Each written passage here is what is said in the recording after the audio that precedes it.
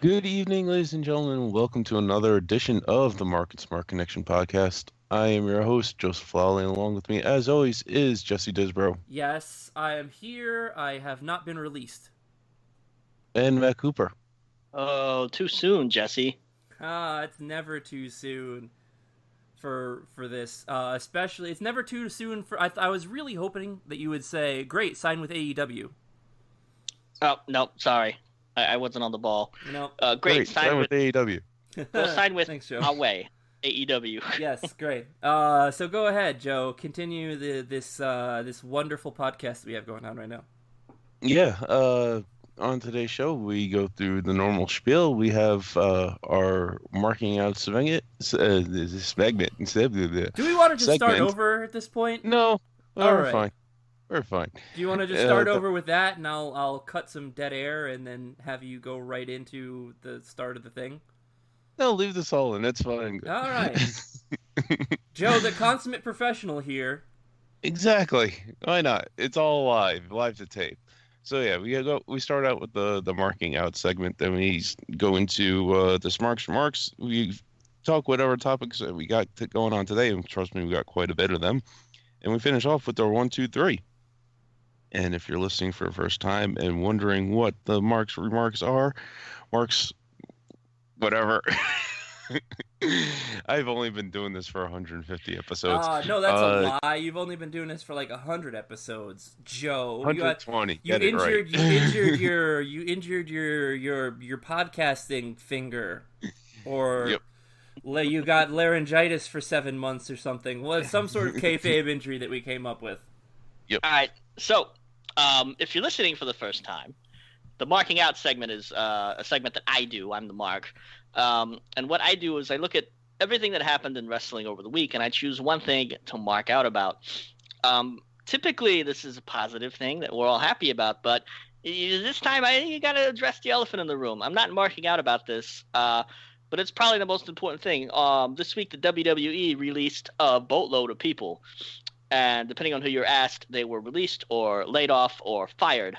So we predicted this last week, Jesse specifically, whenever the Revival were granted their release. And I'll be honest with you, I thought that the people who were going to be released were people who wanted to leave, but that doesn't exactly seem to be the case across the board. So, and of course, everybody had opinions about it. Mm-hmm. And we'll have opinions about it later. But for now, we're going to move on to the next segment, which is the Smarks remarks. Ladies and gentlemen, the Smark actually watched all of the shows this week. I watched the Hulu version of Raw, but I didn't really miss much except for No Way Jose's last match. But I watched everything, and I'll tell you, I'm going to tell you the highlight of AEW. It was not the empty arena match. That was okay, but it was really weird watching that after watching the entire show with Chris Jericho on commentary, which is fantastic, by the way, and wrestlers stage on the side, like cheering on or booing or whatever. And it actually, that whole setup allowed for the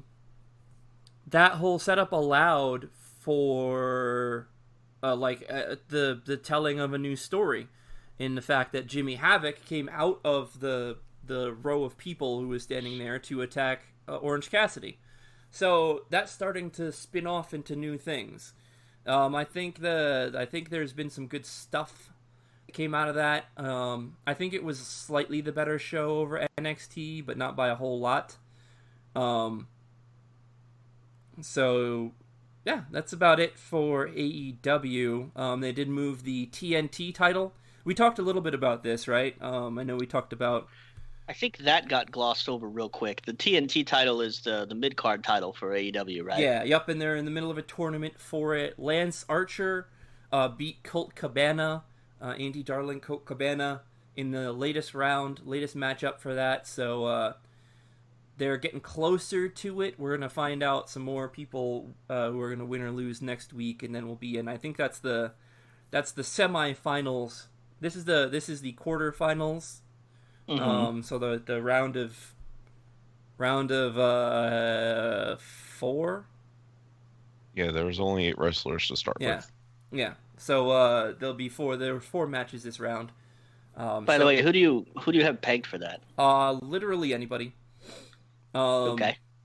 Basically, anyone who's still left alive in that bracket has a legitimate shot of being the first person to carry that title. I think Darby Allin's kind of a good person to put it on. That'd be cool. Yeah, I think he's the kind of like mid-card kind of carrier for a title that would work best for that. So, yeah, that's what I got from that. Dr. Britt Baker, if you haven't been watching, has been a revelation. Her change into a full-blown heel has been very good, and it has actually made the women's division actually interesting. And by that I mean someone in the women's division actually interesting, so we'll see. We'll see how that goes. Yeah. So that was AEW.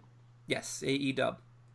I know how you hate the fact that people don't do the full W. I'm on the record for that. I'll bitch about it another time. Yeah, so talk about AEW. AEW. W. Mm-hmm. As JR might say. JR was only on commentary for the final match, and he was the only person doing commentary for that match, which was weird. And there was nobody in the audience, and there was nobody else there, so it was just empty space, and JR going, "Oh, I think that guy's doing a hammerlock now. Oh, and look at Moxley, he's dangerous. Look at Moxley, he's dangerous." I don't think JR is used to doing commentary all by himself in an empty arena. I don't think at this day and age they should just leave JR to his own devices. I think they do need somebody to keep him. That as well, legend though he is. Yeah, at this point. Speaking of keeping people reined in, the King came under fire for some of the things he said. But first, before he did that, he put a lot of people, including the Mark, Matt Cooper, under fire. Because the very first segment was U.S. champion Andrade coming and having Zelina Vega throw into the face of Drew McIntyre the fact that Andrade beat McIntyre for the NXT championship. McIntyre, of course, the WWE champion right now. And also injured him and put him on the shelf for 6 months. So he said, because of the history, I should have a title match. And Drew said, sure, why not? Champion versus champion, so they set that up for the end of the show. What King put people on blast for was that apparently there are a lot of people who have been mispronouncing Andrade's name. Matt? Yeah. Sorry, Andrade. You almost did it. I honestly have difficulty saying it, and I have nothing against the man. That was and serviceable. His name is his name. Most of the time, you fail miserably. That was actually serviceable. Yeah. I try to keep it out of the realm of racism, which is easy to fall into whenever you're sitting there and you're like, oh, his name is so foreign, Andrade, right? I'm not trying to do that. No, I swear to God, I really do have trouble. Some people just can't do the R trills, and apparently that's like one of you. You just the R trills just don't work well for you.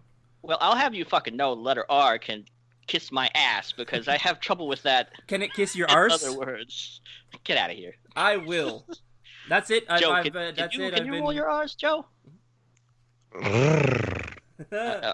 Well, I didn't mean for you to excite me there, but ruffles have ridges. That was decent. That was pretty solid. Anyway, ruffles are bullshit. Okay. Russels are bullshit. Bullshit. See, I can roll my L's. L for loser.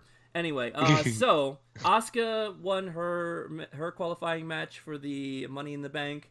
Shayna Baszler beat Sarah Logan in her final match on WWE TV for the foreseeable future to qualify for the Money in the Bank. And Nia Jax beat Kairi Sane. So that's all of the Raw. So we have all of the Raw women in there already. Next week we'll have all of the men for Raw go at it, and that's actually going to be Rey Mysterio versus Murphy, and he started saying that he had a tough opponent in Murphy, because he had forgotten that Buddy Murphy doesn't have a first name anymore. So that promo almost went down. A really interesting match between Aleister Black and Austin Theory, which obviously Aleister Black's going to win. And then Apollo Crews has MVP as his first round wrestler. Oh god, he's still around, huh? Yep. He apparently was not furloughed as part of the production staff. So he is sticking around.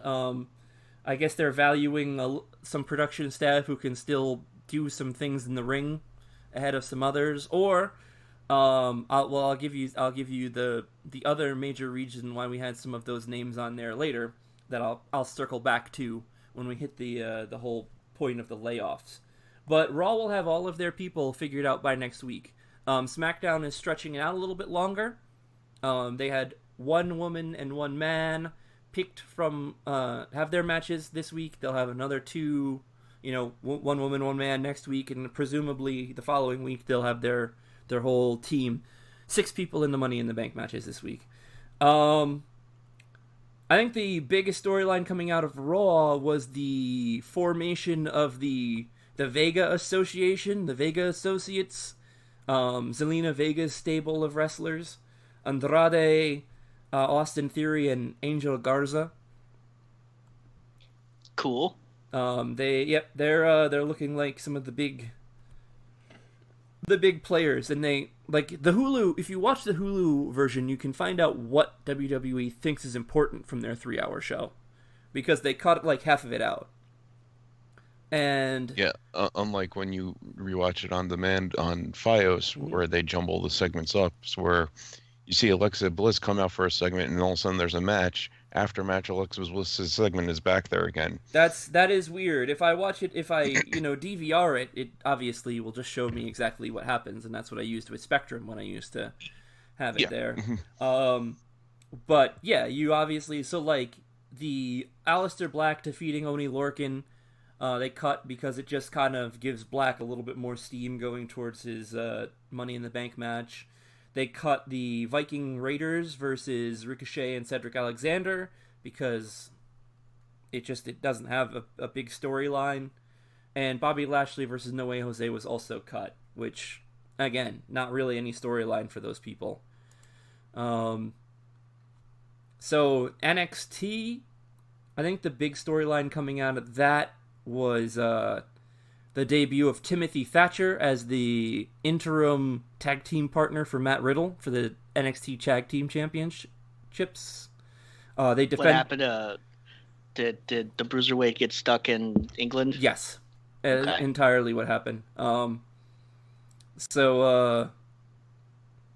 Yeah, and they defeated the Undisputed Era. Timothy Thatcher looked good as he's basically another British bruiser. It's basically what it is. He just throws punches and shit, and that's his gimmick. So yeah, and then Tommaso Ciampa was attacked by the debuting Karrion Kross. Karrion Kross. Yes, with a K. Okay, but carrion like the dead animals that yes, vultures eat. Correct. Okay. Yep, because that's the one that WWE filed a trademark on. Killer Cross is what he's used to be known as in the Indies and what have you. Oh, I recognize that name. Yes, of course you do. And so he attacked Tommaso Ciampa mysteriously, and they didn't really say what was happening on TV, but I wasn't actually paying attention at that point because I checked out during the tag match. Matt, if you want to know, the Velveteen Dream called out the champion Adam Cole, but Finn Balor actually arrived. And there's some debate over who was the greatest NXT champion, whether it's Finn Balor or Adam Cole. What do you guys think? Well, Finn Balor, because he can turn into a demon. I'm sorry, he's always going to win that competition for me. If you can transform into a demon, you win. I will have to go with Balor too because I haven't seen anything of Adam Cole's title reign yet. So, you haven't been watching the takeovers with us for the last year? Actually, he hasn't. Joe's like skipped out on a bunch of takeovers and stuff. Oh yeah, I know the last couple. Yeah, I guess that's it. don't know when he won the title. It clearly didn't make an impression on Joe. So no, so obviously he'll Yeah. go with the thinnest of Balors, but the good old Finney Balor. So yeah, I mean, Adam Cole's a great wrestler. I like him. He's a great persona and everything else like that. But I haven't seen his title reign yet. Oh wow! So you missed the 2 out of 3 falls match against Johnny Gargano for the vacant championship. Yep. Oh wow! You missed you missed some good matches. Okay, then that makes sense. Yeah, basically the best. I don't even matches... know that match even happened. Right, so the best matches in Adam Cole's NXT career you've missed. Okay, then that makes sense. Yep. We hold no. I can't okay, say Joe. you're wrong, All right. Joe. You're definitely not wrong. At least your reason is not as stupid as mine. Right. Adam Cole can't turn into a demon, so therefore. Yeah, my reason is like he was. I know he was. I know he's a champion now. I didn't know when he was champion. I didn't know when he gained the title championship. I just knew that he was champion right now. All right, I'm here to tell you the best thing about Adam Cole is that you could say Bebe after his name. Yes. Yeah, I knew that's where you were going with that one. Adam Cole, Bebe.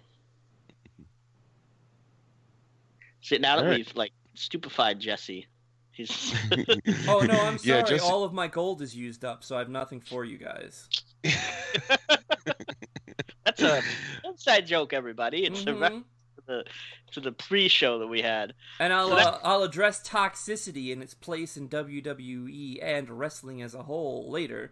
But we still have the big things that came out of Friday Night SmackDown. The Sasha Banks lost to Tamina, which means Tamina now has a championship opportunity against Bayley.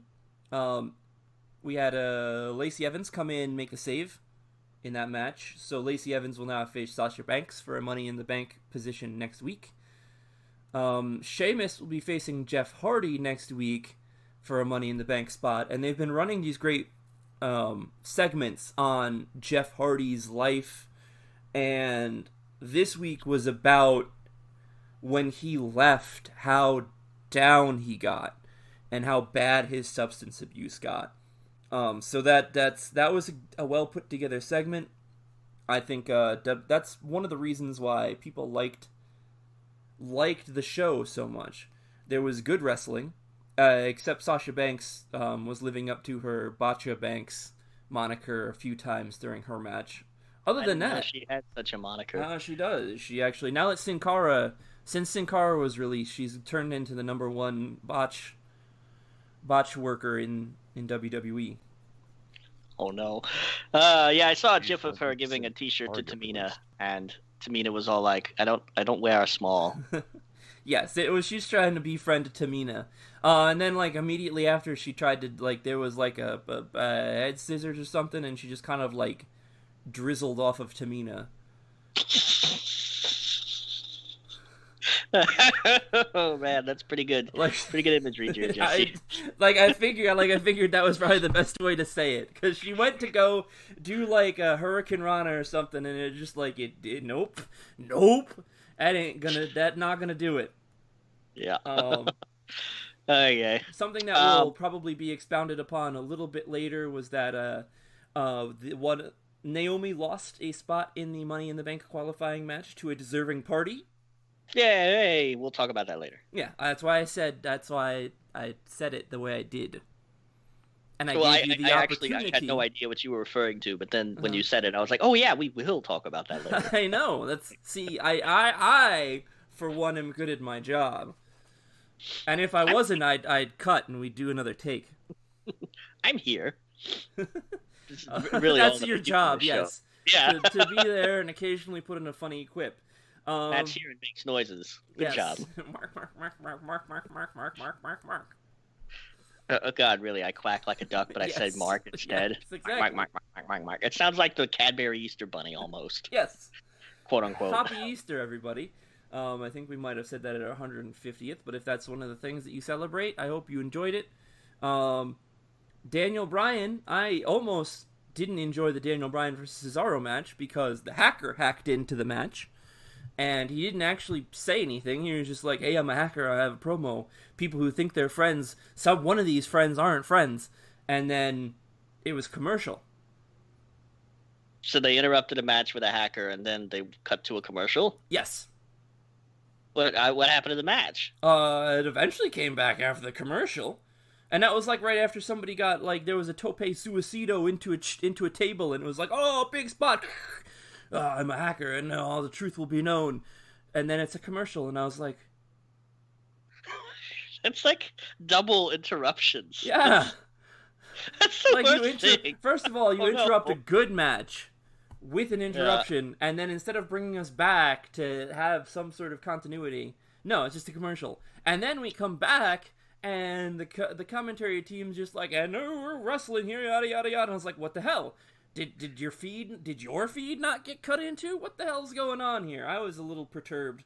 If there was an AEW show on Friday nights, I would have changed to it at that point. And you wonder why I complain about production half the time. That was the only problem with production, though. It was very well done otherwise. No, I have another gripe about production on Friday night. Yes, while you were streaming a video game, what was your production of on Friday night? Well, after the New Day won the titles. Mm-hmm. Them cutting to Kofi and Xavier right after that was like, okay. That was cool. I liked that. To me, that was a little corny. No, well, what are they going to do? Cut to the fan reaction?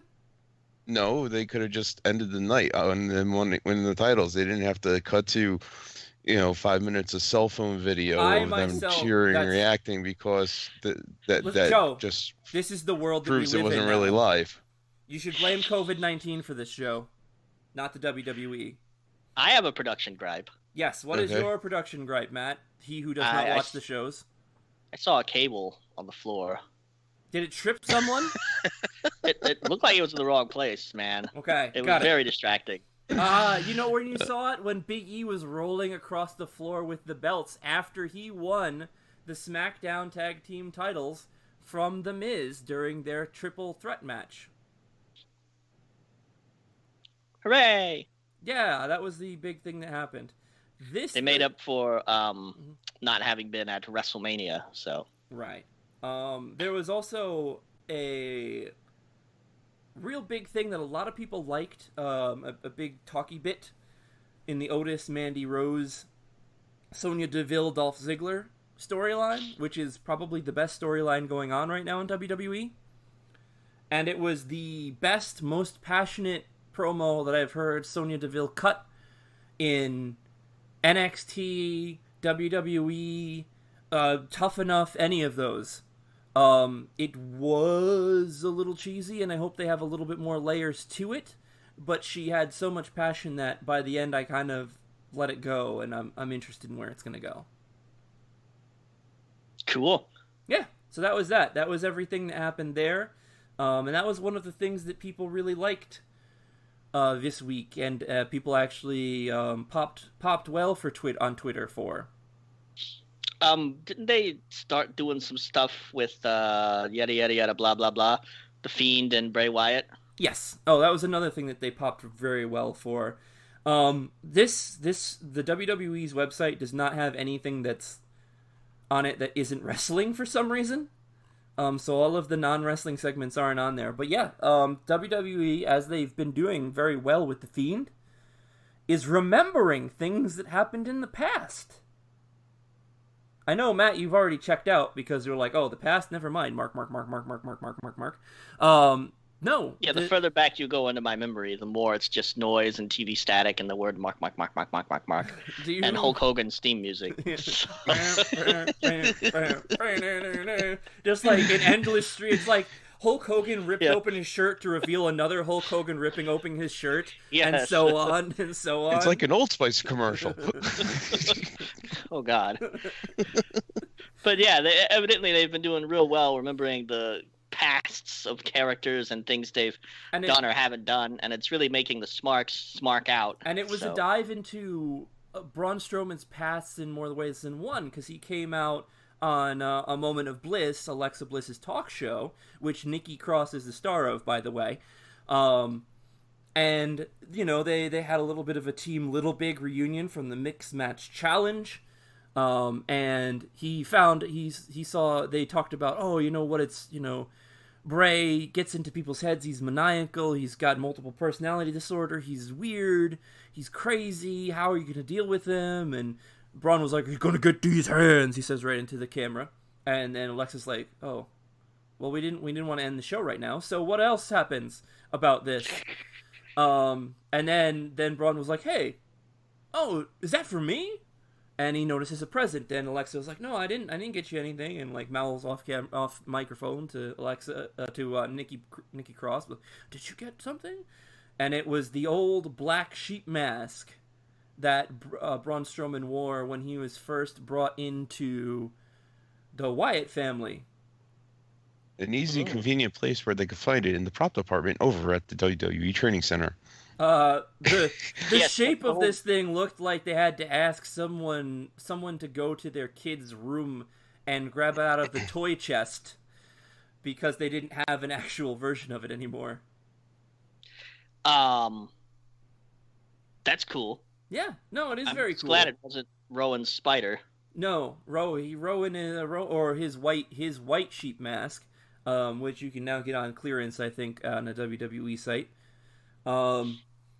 Yeah, which, by the way, you mentioned this on the Twitter, but some of these wrestlers, right, if you want their merch, some of them are on, like, Pro Wrestling Tees, and they get a percentage of that?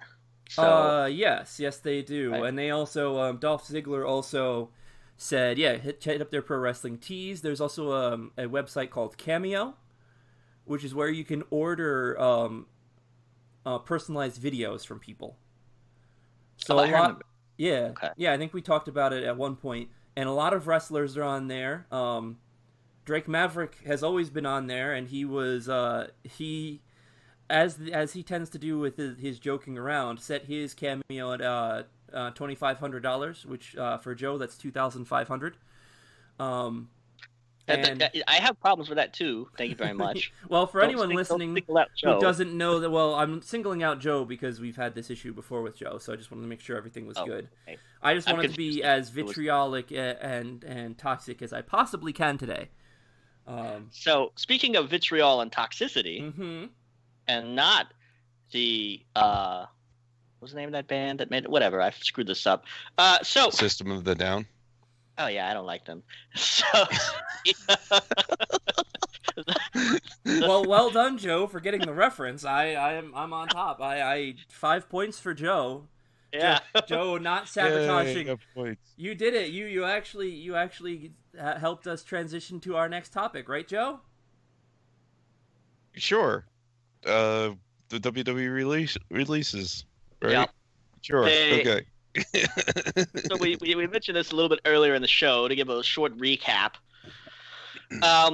Last week, the Revival were released, and you got the idea that the Revival had kind of been like wanting to be released for a while. Many people were not happy with the way they were used. The Revival certainly didn't seem to be happy with how they were used. No. And Jesse, what was your prediction when that happened? Well, I said that this would open the floodgates. That anyone who had asked for their release, if they were to ask for it again, they would get it. And I think that may have happened, but for the most part, anyone who had asked for their release got released, whether they wanted to or not, on Wednesday. There was just a fell swoop of releases across WWE, NXT, and the corporate offices. So we had producers who were released, we had producers who were furloughed, we had office staff that were furloughed, and then we had a whole bunch of people released. And I'm going to give you the list right now. So here are the ones that were future endeavored. WWE, when they release somebody on good terms, they generally say we wish them all the best in their future endeavors. This is, from what I've seen, everyone who was released, no one has said anything bad about the company. No one has come out and ripped them. And there's only a couple of people, as Matt mentioned before, who don't fit the mold of people who ask for releases and are probably fine with this. But here's the full list: Kurt Angle, Rusev, Drake Maverick, Zack Ryder, Kurt Hawkins, Carl Anderson, Luke Gallows, Heath Slater, Eric Young, Rowan, Sarah Logan, No Way Jose, Mike Chioda, Mike Canales, and Maria Canales, EC3, Aiden English, Leo Rush, Primo, and Epico. Footnote, Mike Chioda is a referee and was, at the time, the longest tenured WWE employee in terms of people like on camera. Okay. So those are just the future endeavors. Yep. They don't generally announce any NXT cuts or things like that because it's the developmental brand. So they don't generally mention cuts on those. But we were paying as much attention as we could. You can find a lot of this information on our Facebook page. That's facebook.com/markandsmark. And you go to the posts, you can see all the information we were able to find. So Deonna Purrazzo, who was a top flight indie person before coming to the WWE, had some injuries, but also didn't get used all that well. Some other people who the WWE might have thought well of, but never really turned into anything, like Taynara Conti, who was in the last, or maybe the first, women's tournament, the Mae Young Classic. Cesar Bononi, who's been on NXT TV, and a whole bunch of other people were also released from NXT, and a whole bunch of producers were sent away from NXT. And as I said, a lot of the stuff that came from the wrestlers they were heartbroken. They felt they were very sad to see so many of their friends and family go, like, because everyone's home from COVID-19, and a lot of the superstars still are home and not actually at the performance center. A lot of them won't be able to actually say goodbye to some of their friends. If one of the things that headlined was Drake Maverick's very heartfelt 2-minute video that he put on his Twitter, and unlike the cameo where he was going to charge $2,500, which he knew was totally unreasonable, and then he put a bunch of comedy videos saying, "Oh, why hasn't anyone paid this?" This was not a comedy video. This was very much shoot. And he didn't bury the company. He said he was very lucky. He was very happy to be able to do the 3 matches that he was booked for the interim NXT Cruiserweight title. And if he doesn't do well in those may very well be the last matches of his career, he said. But the thing that got him the most was the fact that he wasn't going to be able to see all of his friends one last time. He wasn't going to be able to go and hang out and work out with Braun Strowman. If you followed both of their Instagrams, there's a lot of great workout photos with the 5 foot barely anything else. Yeah.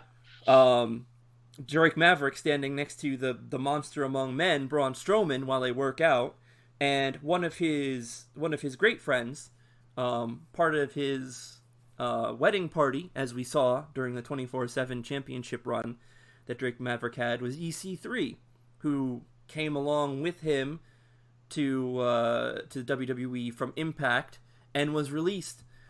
But he's not going to have a chance to say hello again to those guys. And a lot of the people who were furloughed or people who are still there, he's not going to have a chance to see. And that's the human thing. And it's rough. I will say this: the general reaction I saw on the internet, which includes Twitter and Reddit, was overwhelmingly negative for the right. The layoffs. I wanted to hit the positive bits first.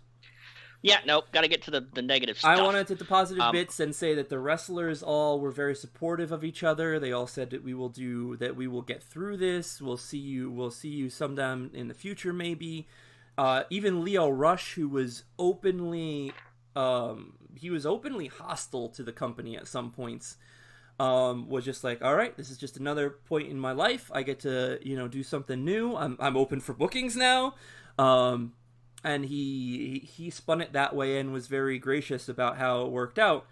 So that's what I saw from all the wrestlers. Well, so generally speaking, most of the people I have on Twitter were mad at the WWE. One of my friends canceled his subscription again to the network, but the prevailing thought seems to have been that, oh, the WWE has enough money to continue paying these people. Why do you need to lay them off? I get that. I think it probably might be possible for the WWE to like bite the bullet and continue paying those performers, but they would lose money. And they're a publicly traded company who are beholden to shareholders. That sucks, but the shareholders don't give a damn about layoffs and stuff like that. The earnings call, by the way, is next week. Yeah. So if you want to find out exactly how much money the WWE has or doesn't have, you're going to have to listen into the earnings call. There are people out there talking about, oh, they've got $500 million in reserves.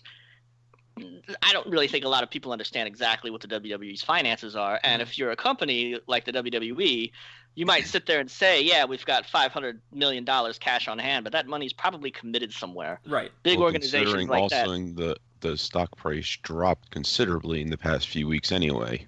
It doesn't help them either. But companies like this, they're valued at like, what, 80 million? Or like $100 billion or something like that. And people hear that. And I'm not.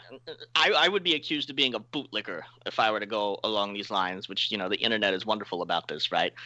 But big companies like that, yeah, you could sit there and say they're valued at $1 billion, but all of that $1 billion is probably committed elsewhere because they're trying to use the money they have to make more money. So, and there was a very good Reddit post that I'm pretty sure that our Twitter handle, if not retweeted, at least liked.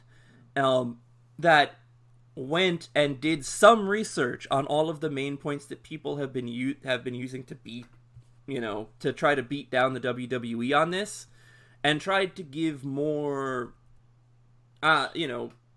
more value to it, give you a little bit more to try to figure out what the hell people are saying. Yeah, and I get everybody's point. I think if the WWE really wanted to, they could still pay those performers. And it sucks. You lay them off in the middle of a pandemic. How are they going to go out and get new bookings? Gatherings like that are not allowed unless, and this is what I think chafed a lot of people as well, you managed to get the state of Florida to declare activities that are like the one that you do an essential service, so you can continue taping your wrestling shows. Right, and they weren't. So one of the things that came out on that Reddit post was, oh, they've been named an essential service because Linda McMahon gave a whole bunch of money to the governor of that state, which you probably have seen on your Twitter feed. The thing about that is that Linda McMahon runs the PAC that gave a whole bunch of... PAC is a political organization that basically conglomerates money so that it can give it in big chunks to political there's a cap in individual donations to political candidates. So if you want to give a shitload of money, you have to form a political action committee. Linda McMahon's political action committee donated money to, I believe, Republican candidates or Republican incumbents in a couple of states. One of them happened to be Florida. Now, I know that's the truth of it. Those are the nitty-gritty details. But it is certainly hard not to see a donation like that happening, and on the heels of it, having your business declared an essential service, essentially. But the order did not say WWE is an essential service. Correct. It said, said sports, that it is essential for the economy of Florida. It's not an essential service, but it is essential for the economic standing of the state of Florida. Yeah, I mean, whatever, I get it, but I'm not terribly sure that it's also not Linda McMahon's money, it's the PAC that she runs. So maybe some of it was McMahon money, but it most likely all that money that people are citing is definitely not coming from the McMahons. Yeah, but it's hard to see this happen and not kind of chafe at it. Oh, of course. I just want people Are you to... okay? Yes, I have coronavirus. I'm dying. No, come on. Listen. Christ. Also, first of all, if anyone coughs, continue to keep your 6 feet away, but don't immediately, condemn them. Ask you, are you okay? And people say, no, it's just a cough, I'm good. And obviously don't go make out with them either, just in case. But let's be Like human to other people, okay? Like I was planning on that, right? Yes. It's like, let's make out. Wait, no, you coughed. Yep. So, I mean, but like I said, it's hard to see that and not chafe and not raise some eyebrows and not draw those conclusions. I'm sympathetic to that. And to be honest, I don't think wrestling is really quote unquote an essential service. I wouldn't die if they didn't put wrestling on television. Yeah, that'd put a lot of people out of work and it would cause the WWE to lose even more money. But and who knows? Maybe it would cause the WWE to fail. And people were pointing out that the wrestlers need to unionize and all this other stuff, and I was like, okay. Yeah, not everybody needs to unionize. The wrestlers do need some better perks and some better treatment. But I'm not sure if unionizing would have fixed this. I'd be fine with the. I'll tell you what. If they were unionized, Kurt Hawkins, Zack Ryder, and Heath Slater would not be released because that's 16 years for Heath Slater, very similar time frame for Zack Ryder, and Kurt Hawkins had some time away, but they all fill a very similar position in the company. They're kind of glue guys, veteran presence guys who don't mind taking a loss every now and again, but hang around and, are rewarded for it with a one-day Intercontinental title reign in the case of Zack Ryder, or a tag team title reign in the case of Zack Ryder and Kurt Hawkins, or Heath Slater after his very excellent draft storyline came to fruition. But I mentioned this before on the show, but the WWE was sort of bloated and top-heavy as far as talent goes, right? You had the EC3s of the world, fantastic wrestlers, hanging out and catering because they were being crowded out by the Braun Strowman, Roman Reigns', Goldbergs, and all that other stuff. Something was going to have to give at some point anyway. It super sucks that a pandemic caused it, and then the WWE laid people off in the middle of it, essentially at a time when they can't go and find work. Now, I don't know how much these three wrestlers were paid, but speaking in terms of if they were unionized or something like that, their longevity most likely meant that they had a pretty good paycheck. They might have had a very high-quality paycheck. They probably were being paid more than what they were getting, what the company was getting for them in terms of TV revenue. And their best value was sending them out to signings, was sending them out to events, sending them out to be WWE ambassadors. And in a COVID-19 world, those options do not exist. And also, it seemed like a lot of them were sort of house show kind of dudes as well. So, and you can't be running house shows right now. So, as much as I love Zack Ryder, and I'm a fan of Kurt Hawkins, and Heath Slater is a genuinely good guy and always knows how to tickle the fans' funny bones and get a reaction. And I hate to see all of them go, but I 100% understand why those guys get cut. And then we look at everybody else on that list. Kurt Angle is weird. Kurt Angle had been working as a producer, but I guess he probably was still under a performer's contract. So they released him from the performer's contract. And who knows when, God willing, everything gets back to normal. If Rusev's people are had going one to be foot in the re-signed. grave for a while anyway. From the casket match against The Undertaker that he at first refused to do, yes. And that was at at one of the foreign pay-per-views, and he has been frustrated because he's been over, but he's not. He's ended up with one WWE title opportunity. One of the better. He's probably, outside of John Cena, the best U.S. champion in the last 10 years. But other than that, he doesn't have much to show for it out of that. Yep. And a lot of people think that he could do a lot more, and I think he did too. And I have a little tinfoil hat thing going on. The WWE article that announced all of their future endeavoring originally had Kurt Angle on it. Bonk. And it originally had a URL that did not have Rusev in it. And I think they actually came around to some people and said, listen, we're giving releases to people today. We're furloughing a lot of people. Do you want to be released, yes or no? And I think some of these people may have just said, yes, I will take my release. We'll go from there. We also don't know if any of these people worked out, because they all came to terms for their release. I don't know if any of these people came to terms with a payment as part of their release. Whether they were just fired or whether they, we'll pay you, the next, you have your 60-day window where you're not allowed to perform for anybody on television. We'll pay you for that, and that'll be it. But you'll be out of the company right now.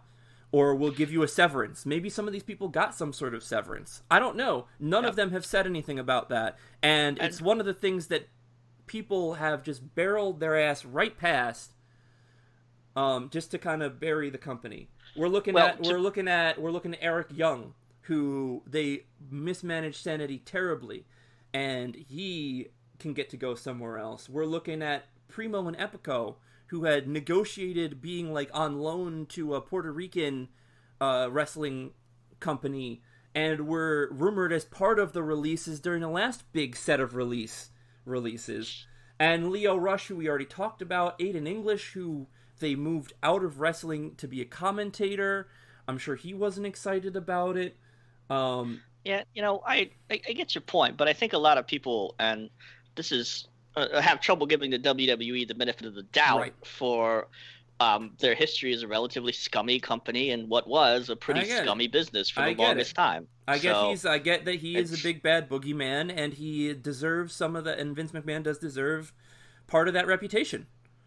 And I will say this: COVID-19 in general across the nation is sort of exposing the raw nerves of the worst sides of capitalism for a lot of people. Mm-hmm. So businesses laying people off in the middle of a health crisis, they're doing it to protect their bottom line. They don't really give a damn about the workers. They're doing it to protect their company in some cases. WWE maybe not.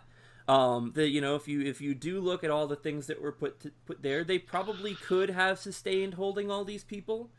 But you know what? They're not a $1 million, $1 billion company by doing things that could work and might ruin them. Doing this, cutting people early, putting people on furloughs, doing that, that's a reason why they've stayed on top. They've stayed on top because of how they've handled this. And it's not always been clean and pretty. But they've continued to stick around, and they've continued to be able to put on good programming for us. So it comes down to... Hits the idea of exposing sort of the raw nerves of maybe the worst parts of capitalism. So it comes down to your desire to either accept this as a part of the world that we live in, your desire to want to make the change, whether you want to do that by canceling your network subscription, which, that's totally your call. If enough people cancel it, it will show up. It will be a point to be taken not lightly. If you want to make this your hill to die on, I'm not going to fight you over it because it's not a terrible hill to die on. I'm just saying, the world that we live in right now, and the world that we have lived in for 10, 20 years since corporations were turned into people,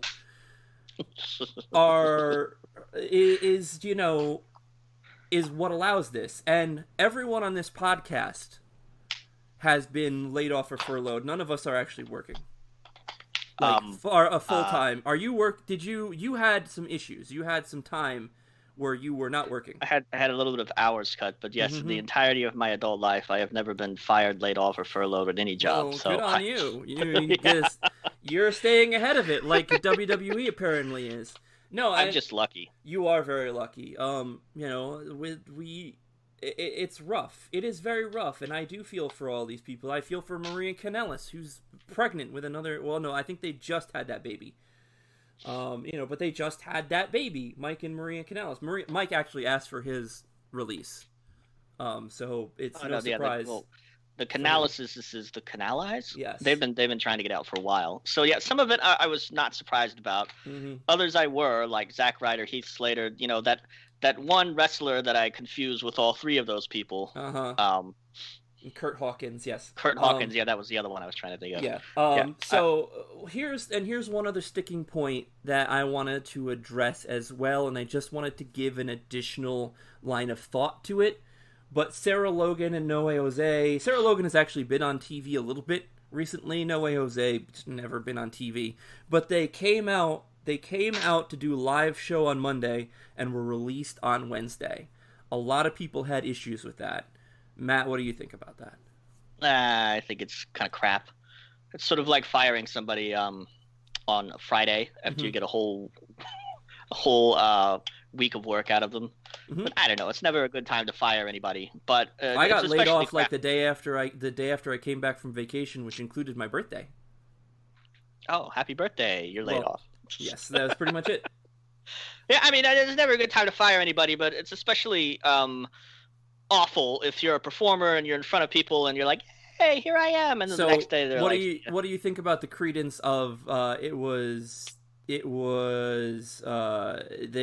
it put their health at risk, and that was a diabolical. Well, I'm trying not to color this. I'm trying not to color the narrative. So to you say mean that they calling invited them out to film a show, yes. knowing they were going to fire them, put their health at risk by having them travel and be near people and blah blah blah. Correct. Blah. Yeah, that Yes. sucks.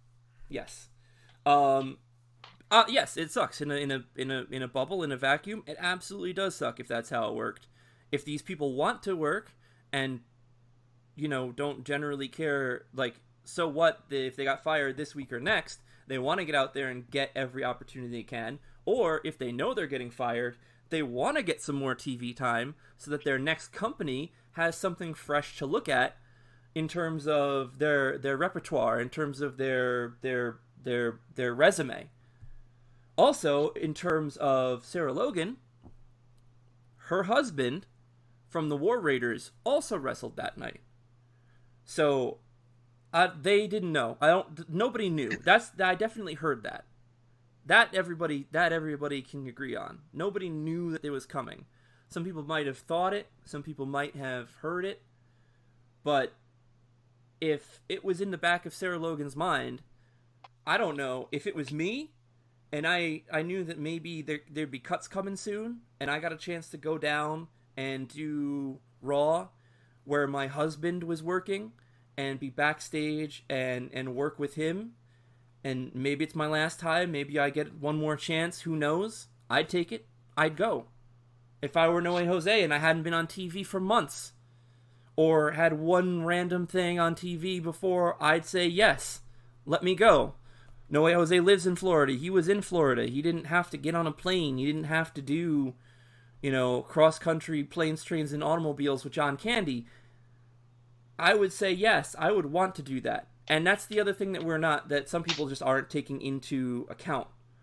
They're taking it all from their whole mindset, and their mindset as someone who's sitting at home, not breaking quarantine, and thinking that anyone who breaks quarantine is, they're breaking the law.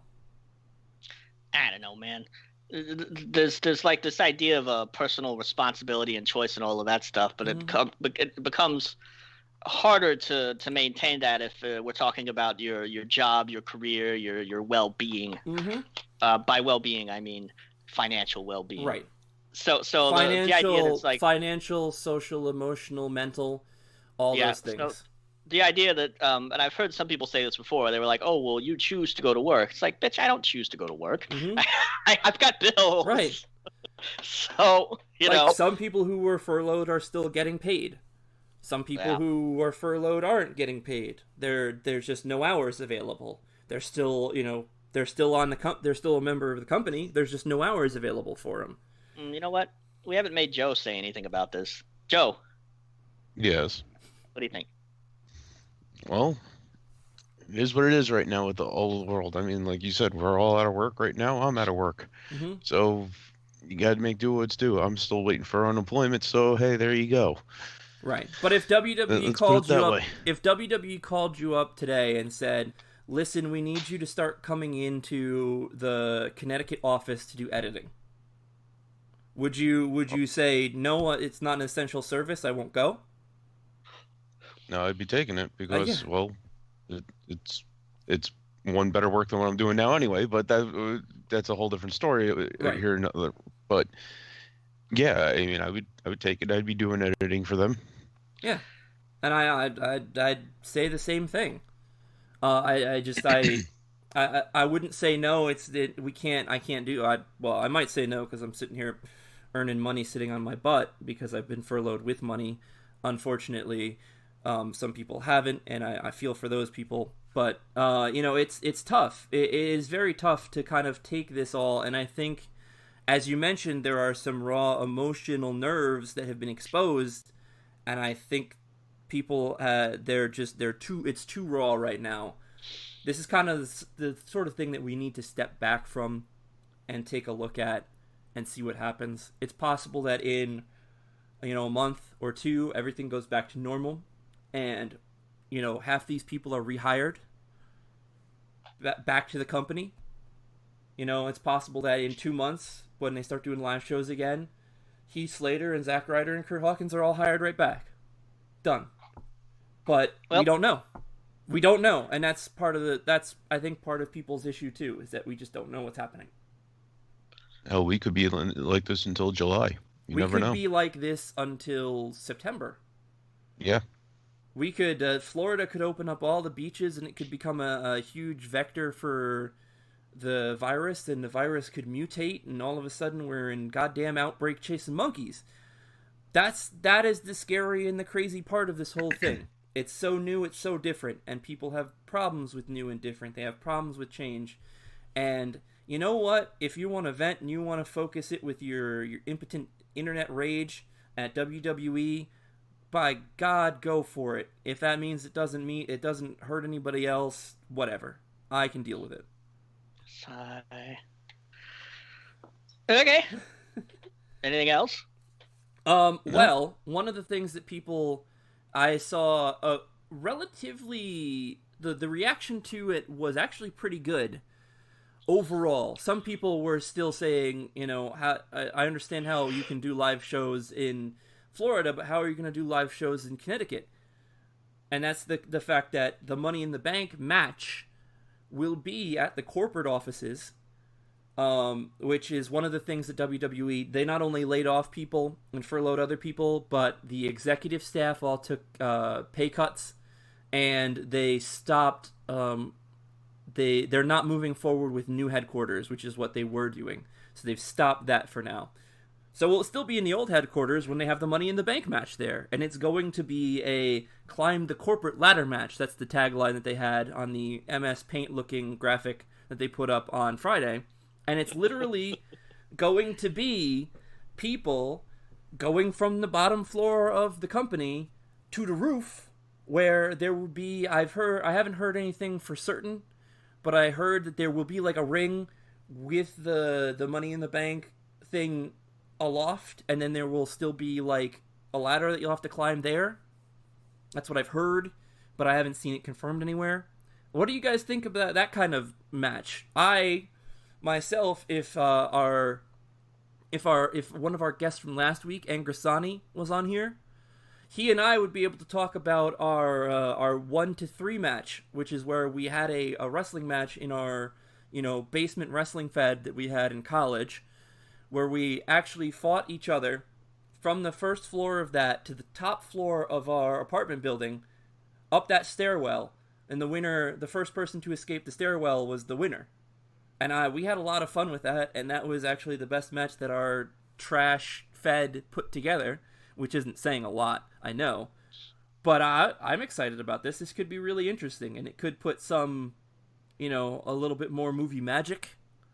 Not necessarily like what we saw in there, but a little tighter editing, a little bit more like they could take all the better parts of the Last Man Standing match that we had at WrestleMania and build that into this match. I'm kind of excited. What do you guys think about the idea of this Money in the Bank, and are you sad that it's not going to be a traditional Money in the Bank match? Take it away, Joe. Honestly, I think I need more information about it, because it seems like it was, like you said, put together last night on Microsoft Paint. So, yeah. Once we get more information about what the actual match is taking into place, with what it entails, flip a coin, who cares? Well, let's see. For now, it's flip a coin. Who cares? When you get more information, you might feel one way or the other, and I respect that. Yeah. The information that I have makes me cautiously optimistic about this match. What do you think, Matt? I think it'll be fun. Okay. Yeah, it probably will be. To be honest, I generally do not like matches that take place outside of wrestling rings. Like hardcore matches where they roam around, behind the scenes and hit each other with pipes. It always kind of makes me But if they production value it and they make it look better, then I'm all for it. But typically, whenever a match leaves the wrestling ring, my eyes start to glaze over. The worst example of that was during WrestleMania, the hardcore match between the last man standing match that I referenced. The last man, whatever. That was a hardcore match between Edge and Randy Orton, which was a plotting affair. So, it is my Smark duty to say that the hardcore match in the rule set of WWE is a pinfalls or submissions count anywhere, whereas a last man standing match means that there are no pinfalls or submissions, but someone has to be unable to rise to the count of by the end of a count of 10. My opinion is if you can hit somebody with a foreign object and it doesn't get you disqualified, it's a hardcore match. Yeah. Okay. Whatever. Okay, Mark. Yeah, last man standing, no holds barred, yada yada, blah blah blah. So that was basically all the big stuff. So the one other thing that I started to mention, one of the things that you remember Jim Cornette and how he lost his job. No. Racist. Yes, okay. the comment that was not the most PC. If I try to put it in a PC mode, and the fact that it was a pre-taped show and it was edited, that caused a lot of issue, and that led to his demise with that company. Now on Monday, the King said, while Akira Tozawa was beating Isaiah Swerve Scott in the first round of the interim NXT tournament, the King, Akira Tozawa did like a moonsault or something, and the King said that was some sort of ramen noodle salt. And everybody was like, rah, rah, rah, rah, rah, rah, and, some people called for his job. And go ahead, Matt. I mean, the thing about that is, at its very least, it's just fucking lazy. Mm-hmm. I mean, it's dumb, which at its essence, a lot of racist jokes are. So, yep. Whatever. And we've come to understand that the King is an idiot, and we kind of expect idiotic things like that to come. And then when I watched the Hulu version, I was listening for it, and they cut it out.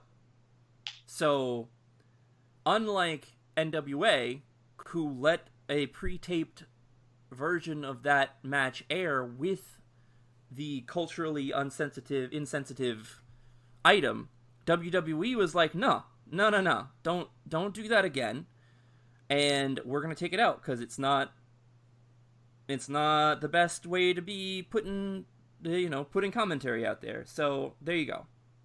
And aside from it just being wrong, flat out, I don't mean the wrong name for the move. I mean the wrong to make that kind of joke. We can't have idiot characters. Yeah, well, I didn't hear it in the first case. I'm not sure if he was making a joke or if he was just kind of grasping for something, and that was the first thing that came out, which is neither of those surprised me with the King. If he was just kind of like looking for something to say, and that was the first words that came out of his mouth. It's a live show. These are now live shows again, so these are things that are going to hit air. Well, the worst thing a joke can be is not funny, and this one was lazy, not funny, and racist. So, yep, we'll whatever. see. If the King is back next week, people will be up in arms, and I'm not going to fight them over it. If the King is not back next week, and it's several months before we see him again, or or basically the return to normalcy before we see him again, I think that would be fair. I would also like to add that I don't think that the King is as much a grade A asshole as Jim Cornette is. So it's probably also true, but there's a fair amount of there's a fair amount of things people could dig up to try to refute you on that too. So we'll just leave it there. The only other big thing that happened this week that got wildly overshadowed by the layoffs was Ronda Rousey's comments. Do we want to touch on that, or is that good? Everybody knows about that at this point. I don't really care what Ronda Rousey has to say. It's not because I don't like her or anything. I just, whatever. And she said that wrestling was like fake fighting for fun, right? Mm-hmm. I think people are just reacting to the word fake. I don't think they heard the entire comment in context. They got triggered. And and I also would like to point out that Ronda Rousey very much enjoyed her time in the WWE. Mm-hmm. It doesn't seem like and she enjoyed people working with all of the people in the back. It was the fans that she buried the fans.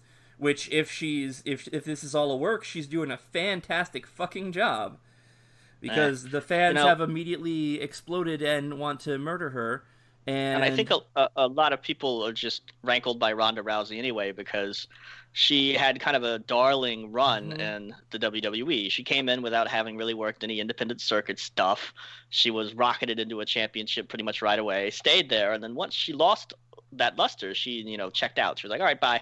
Mm-hmm. And so people might be annoyed by that, and I'm like, whatever. She was entertaining while she was there, and she was privileged enough to be able to get away with that. It didn't really bother me. So most of the wrestlers said it's not fake. I've been injured, and that I think that does miss the point. Yes, it's dangerous. The athletics are real. You can get injured while doing this, but you can get injured while doing Cirque du Soleil, and that's not a fake. They do fake fights in their shit. You can get injured while doing a fake fight on stage. You can get injured while working in a warehouse. Well, wrestling has long been derided with the word fake, Correct. So I understand why people got upset. And I understand why the wrestlers got upset about that too. And if I were Ronda Rousey, I would have chosen a different word. I think she may have known. I think that she did that on purpose, and it's either because she's working all of us, or she doesn't give a fuck, which is also entirely part of. And you know what? I don't mind if she doesn't give a fuck. She has enough on her resume where she has reached that stage, and you know what, girl? You do you. You've done everything that you can possibly do at this point. If you wanna go into the don't give a fuck phase of your life, normally people do that after they've checked out in like their 60s, 70s, 80s. But if you want to do that now, by all means, go for it, babe. You've earned it. And even though we just spent 10 minutes talking about it, I would like to just circle back and say, as far as what Ronda Rousey had to say, I don't really care. No, I don't care either. I actually don't think it was wrong, anything that she said. She called out the fans for being fickle, which they are, for basically running with her for the first part of it, and then just kind of abandoning her for the next big thing, which they do. We've all done that. Everyone on this podcast has done that in some way, shape, or form. It's par for the course in wrestling, and Ronda Rousey has a reputation for being thin-skinned, and I think that is also true. Yes, in some cases, but also true in wrestling. Wrestling fans have short attention spans. They move from one thing to the next very quickly, and whatever. Yep, it's the way it is. Yeah, I think that's the way it is. Joe doesn't care, right? Nope, not at all. I was surprised Joe was even still there, to be honest. No, he's got to do the outro. He's got to set up the next segment and the outro. Yeah, so we're good with that? That's why I said you have to do the outro. Okay, well, before we do the outro, let's finish off with our 1, 2, 3. That's why I said the next segment and the outro. 1, 2, 3, let's go!